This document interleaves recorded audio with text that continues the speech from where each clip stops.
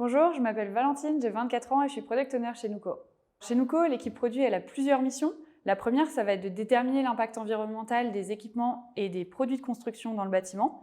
Pour cela, on va utiliser des bases de données certifiées, comme par exemple la base de données INIES en France, qui répertorie l'ensemble des données carbone et les analyses de cycle de vie des produits de construction et des équipements. Dans un second temps, on va avoir une mission de veille réglementaire.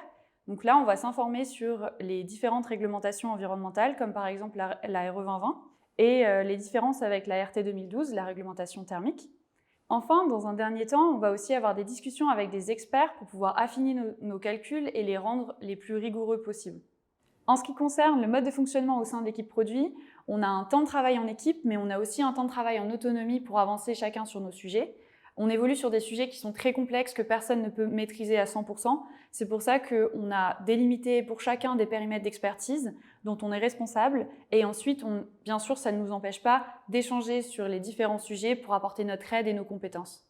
Ce qui me plaît le plus chez Nuco, je pense que c'est la pluridisciplinarité, le fait qu'on puisse un peu toucher à tout et en même temps creuser les sujets qui nous intéressent le plus, la taille de l'équipe.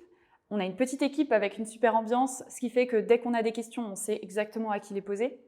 En troisième, je dirais, un aspect très important pour moi, c'est la recherche de sens. Chez Nuco, on calcule l'empreinte carbone du bâtiment, c'est 30% de l'empreinte carbone nationale. Et comment on peut réduire cette empreinte carbone si on ne sait pas la mesurer? Répondre à ce défi, c'est vraiment mon objectif.